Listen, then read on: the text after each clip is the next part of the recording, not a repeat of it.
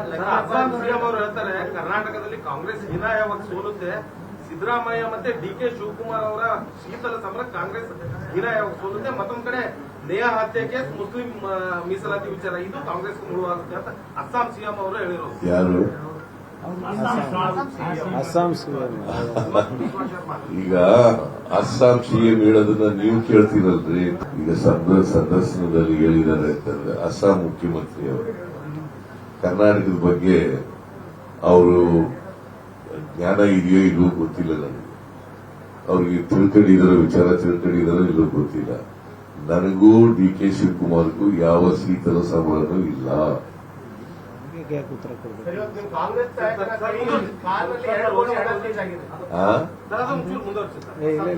ಅದೇ ಅಸ್ಸಾಂದು ತಗೊಂಡಿಲ್ಲ ಏನ್ ನೋಡ್ರಿ, ಅಸ್ಸಾಂ ಚೀಫ್ ಮಿನಿಸ್ಟರ್ ಅವರು ಹೇಳಿರೋದು.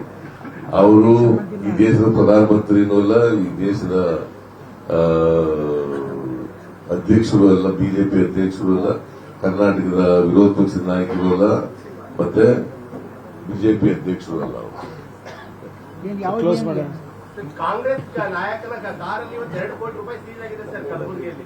ಇಲ್ಲಿ ರೈಲ್ವೆ ಸ್ಟೇಷನ್ ಹತ್ರ ಗೊತ್ತಿಲ್ಲ ನನಗೆ.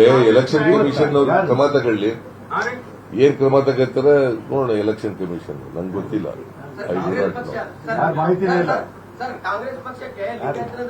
ಈಗ ಹಂಗ್ ಲೆಕ್ಕ ಹಾಕಿದ್ರೆ ಇವ್ರದ್ದು ಸುಧಾಕರ್ 4,80,00,000 ಸಿಕ್ಕದೆ. ಮಾರ್ಜನ್ ಎಲ್ಲ ಆಗಿದೆ, FIR ಎಲ್ಲ ಆಗಿದೆ. ಅದಕ್ಕೇನ್ ಹೇಳ್ತೀರಪ್ಪ?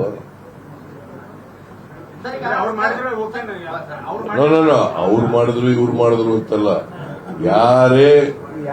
ಯಾರೇ ಮಾಡಿದ್ರು ಕೂಡ ಕಾನೂನಿಗೆ ವಿರುದ್ಧ ಇದ್ರೆ ಕ್ರಮ ತಗೋಬೇಕು. ಸರ್, ಈಗ ಬೆಂಗಳೂರು ಸಿಟಿಯಲ್ಲಿ ವೋಟಿಂಗ್ ಪರ್ಸೆಂಟೇಜ್ ಆಗ್ತಿಲ್ಲ, ಜನರು ಬಂದು ಮತದಾನ ಮಾಡ್ತಾ ಇಲ್ಲ, 50% ಪಾಸ್ ಆಗ್ತಾ ಇಲ್ಲ ಸರ್ ಬೆಂಗಳೂರು ಸಿಟಿಗಳಲ್ಲಿ. ಈಗ ಕಳೆದ ಬಾರಿಗಿಂತ ಈ ಸಾರಿ ಜಾಸ್ತಿ ಆಗಿದೆ. ಈ ಸಾರಿ ಎಲೆಕ್ಷನ್ ನಲ್ಲಿ ಕಳೆದ ಲೋಕಸಭಾ ಚುನಾವಣೆಗಿಂತ ಈ ಸಾರಿ ಜಾಸ್ತಿ ಆಗಿದೆ ಅಲ್ವಾ? ಬೆಂಗಳೂರಿನಲ್ಲೂ ಕೂಡ ಜಾಸ್ತಿ ಆಗಿದೆ. Okay, thank you. ಸರ್, ಈಗ ಹೇಳ್ತಾರೆ ಕಾಂಗ್ರೆಸ್ ಪಕ್ಷ ಲಿಂಗಾಯತ್ ವಿರೋಧಿ ಇದೆ, ಲಿಂಗಾಯತ್ ಅವರು ಮೀಸಲಾತಿ ಕೊಡಕ್ಕಾಗಲ್ಲ, ಅವ್ರ ಹತ್ರ ಕೇಳಕ್ಕಾಗಲ್ಲ ಅಂತ ಹೇಳ್ತಾರೆ. ಅವರೇ ಇದ್ರೆಲ್ಲ ಕೊಡಿಸ್ಬೋದಾಗಿತ್ತಲ್ಲ. ನಾಳೆ ಇದ್ರೆಲ್ಲ ಯಾಕೆ ಮಾಡೋಣ? ಅವ್ರು ಕೇಳಬೇಕು, ಎತ್ನಾಳಿಗೆ ಕೇಳಬೇಕು.